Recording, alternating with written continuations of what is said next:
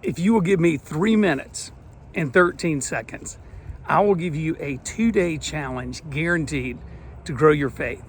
My name is George, and I was meeting with a buddy at Panera Bread about 5 years ago, and I am belly aching to him about these individuals in a church that were what we call pharisaical or legalistic, meaning all about law, when you're doing this wrong, you're doing that wrong.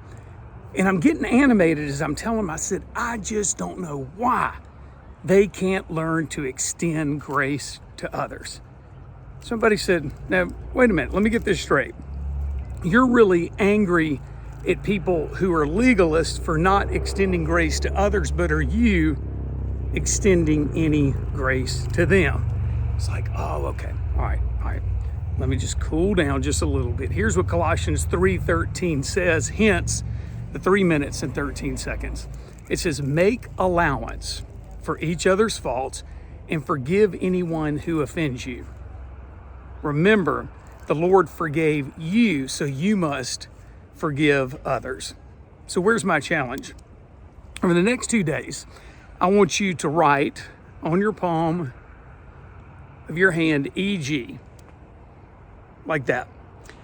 That means extend grace. And I can 100% assure you that at least 2 times in the next 24 hours or 48 hours, you're going to have somebody at work that maybe says something snarky. And just like with me, with people being legalistic, you start kind of boiling and getting mad. And I want you to say, nope, I've got EG on my hand, extend grace, and just make a little check mark if you're willing to extend grace to that person who's being snarky. Maybe somebody in your home is being rude, or a family member. And instead of going right back at them, say, wait a minute, I need to forgive as Christ forgave me, and I need to make allowance for others' faults. Don't you love that? I need to make allowance for others' faults. And whenever you do it, check off at least 2 times a day. Now, some of you may say, now, wait a minute, what if the person doesn't deserve grace?